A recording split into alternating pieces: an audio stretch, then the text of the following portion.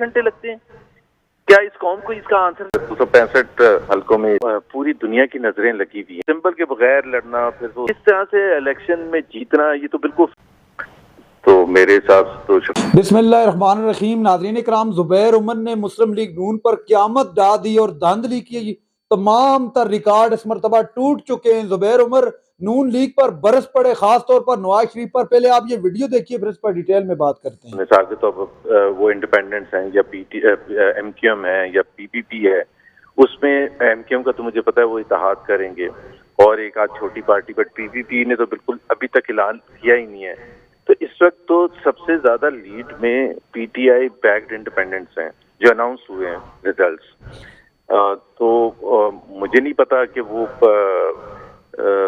कैसे क्लेम कर सकते हैं कि वो हुकूमत बनाएंगे और बड़ी आसानी से बना लेंगे। पिछले 20 माह में जो एक किया जा रहा है और जिस तरह ये इलेक्शन हुआ और अवाम ने वोट डाला और उसके बाद जो उसके बरक्स नताए जाए, जीते हार गए, हारे जीत गए, इससे आप क्या समझते हैं जमहूरियत मजबूत होगी, लोगों का अवाम पर एतमाद अवाम का हुकूमत पे होगा? कैसे देखते हैं आप?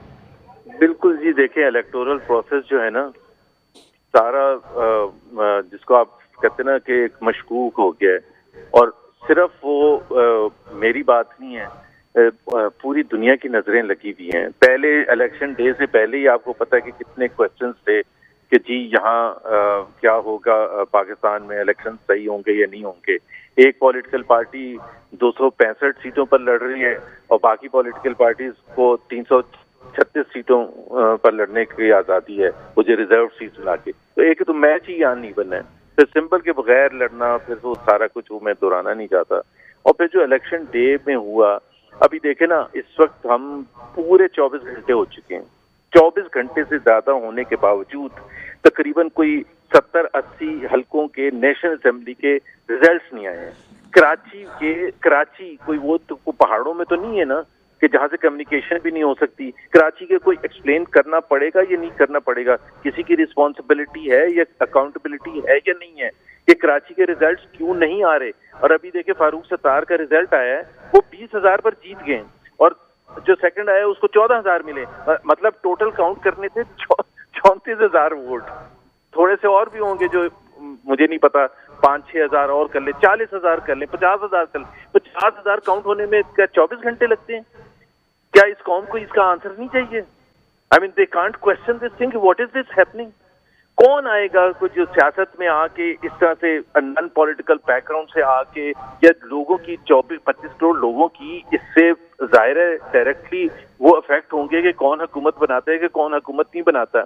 और अगर इस तरह से मशकूक तरीके से हुकूमत बनेगी तो उसकी लेजिटिमेसी क्या होगी, उसकी क्रेडिबिलिटी क्या होगी? पाकिस्तान के 25 करोड़ अवाम तो सबसे ज्यादा इंपॉर्टेंट स्टेक होल्डर है, दुनिया की नजर में क्या होगी? आप उठा के अभी निकाल के देख लीजिएगा, from New York Times to Guardian to बाकी जितने भी बड़े नामी ग्रामी जो लो एनालिस्ट वगैरह हैं, वो क्या कहेंगे। तो इस तरह से इलेक्शन में जीतना ये तो बिल्कुल फिजिकल कब्जा करने के बराबर है। 30% महंगाई है जो पाकिस्तान की तारीख में बुलंदतरीन सतह पर है।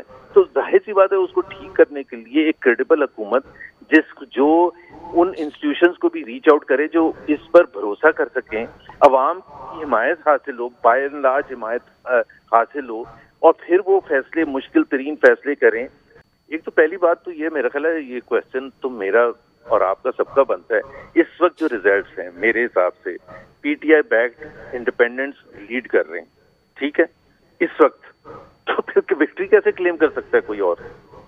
यस अगर इजाजत है जुबैर साहब, डार साहब ने यह भी कहा कि हम PTI बैक्ड इंडिपेंडेंट को अपने साथ शामिल कर लेंगे।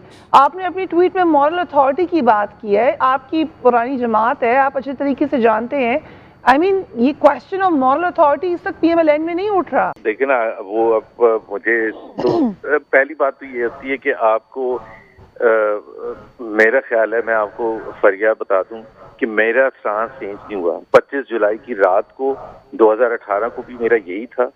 मैंने उस वक्त भी शहबाज शरीफ साहब को, मैं लाहौर में था, हेडक्वार्टर्स में था, वो प्रेसिडेंट थे पार्टी के, उनको मैंने कहा था, और मैं गवर्नर था कि जी मैं कल जा रहा हूँ और मैं कल कराची जाके रिजिग्नेशन दूंगा। उसकी एक रीजन होगी, दो रीजन होगी। एक तो एक चाहे जैसे कैसे जो एक दूसरी पार्टी जीत गई है, मेरे पास कोई मॉरल राइट नहीं है टू रिमेन एज गवर्नर, हालांकि रह सकता था।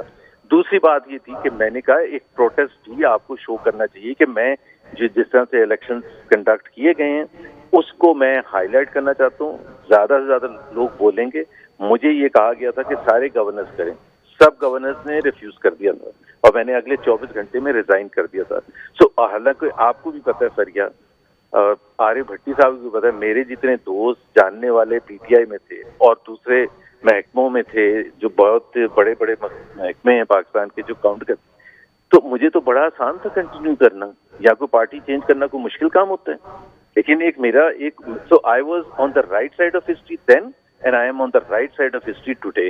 जुबैर साहब, कैसा लग रहा है आपको ये इलेक्शन? सही है, हुआ है, शफाफ है, ठीक ठाक है? नहीं, मैंने तो ट्वीट कर दी है जी, मेरा ख्याल है आपने देख ली होगी, तो मेरे हिसाब से तो शफाफ नहीं है। तो क्या फिर सर आपको नजर क्या आ रहा है? नाज़रीन इकराम, आपने वीडियो देखी, जुबैर उमर साहब ने खुलकर तनकीद की, जो अभी स्पीच की है, विक्ट्री स्पीच जिसको कह रही है मुस्लिम लीग नून।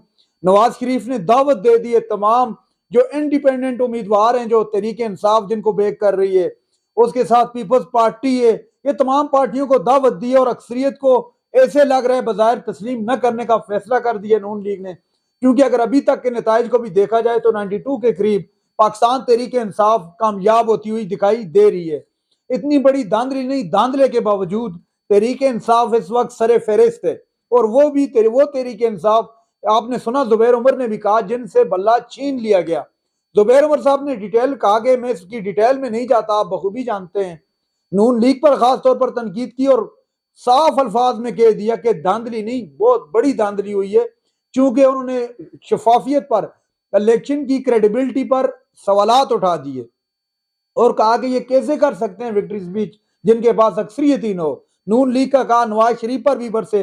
नाज़रीन इकराम, तहरीक इंसाफ इस वक्त पाकिस्तान की सबसे बड़ी सियासी जमात है, न सिर्फ वफाक में बल्कि केपीके को देख लें, पंजाब को देख लें, जीबी में तो फिल वक्त इलेक्शन नहीं हो रहे, लेकिन जीबी को भी आप देख सकते हैं। जीबी में ऑलरेडी तहरीक इंसाफ कितनी पॉपुलर है। आप सिंध और कराची के अंदर देख सकते हैं। अंदरूनी सिंध तो पीपल्स पार्टी जिस तरह ट्रैक्टर चलाती है वो बखूबी जानते हैं, लेकिन ओवरऑल अगर आप देखें तो तहरीक इंसाफ इस वक्त पाकिस्तान की मोस्ट पॉपुलर जमात है और उसको इस तरह आउट करने की कोशिश करना, जीत की दौड़ से बाहर करना, मेरे ख्याल से ये ना इंसाफी होगी और इससे मुल्क के अंदर कभी स्टेबिलिटी नहीं आ पाएगी, क्योंकि जब तक पॉलिटिकल स्टेबिलिटी नहीं होगी, इकोनॉमिक स्टेबिलिटी आप बखूबी जानते नहीं आ सकती। नाज़रीन इकराम, ये थी आज की हमारी वीडियो। चैनल पर जो नए, चैनल को सब्सक्राइब कर लें और माजरत जो आज मेरा गला थोड़ा खराब है। अगली वीडियो तक के लिए अल्लाह हाफिज।